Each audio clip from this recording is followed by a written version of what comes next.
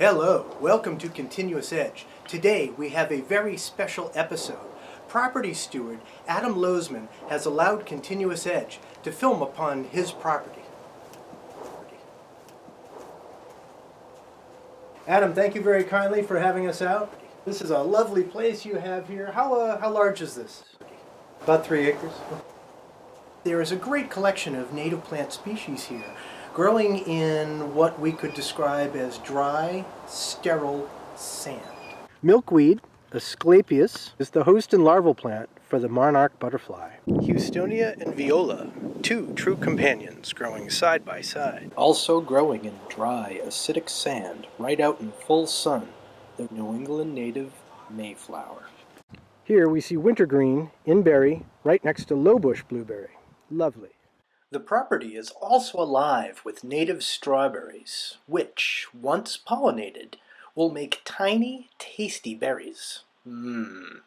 Although still leafless, this speckled alder is beginning to make its spring show.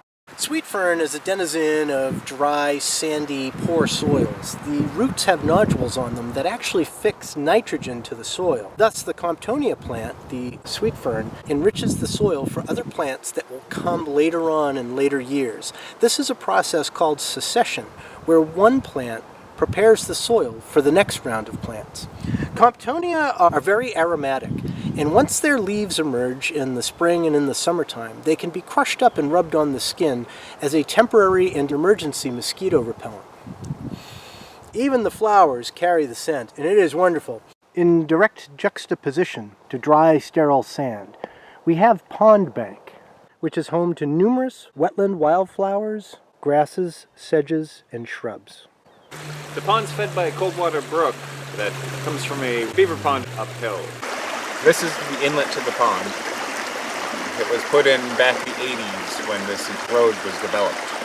Because the water is constantly turning over, it does not get a chance to cloud over with algae. We did see some bass earlier. We tried to get some photos, but they took cover. There were some good-sized bass, right? Yeah. I mean, we're not telling fishtails. What do you think? 15?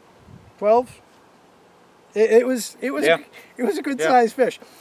The pond outlets here, and the water continues flowing down the cold water stream. Look at how clear and cool this brook runs. Western Mass has far more trout streams than Eastern Mass, mainly because the tree canopy over the streams are intact. Trout are cold water fish, and if the sun beats down upon a river, it will heat up the water to the point where the trout can no longer survive. So Adam, when you're maintaining a property like this, how much labor do you do? How much cutting of grass? What is your philosophy on maintaining such a beautiful piece of property? I usually leave it alone. I figure that there's a lot of native plants growing already that if I just let them do their thing, they'll grow. It looks as though this has been mowed at some point. It's early spring, and you have a lovely tapestry of native plants coming up. When was the last time this was mowed? I believe last summer in August, so 10 months ago? Many months. Yeah. Many months. 8 months ago. Yeah, not all of it was mown. There's a section that was left, thankfully.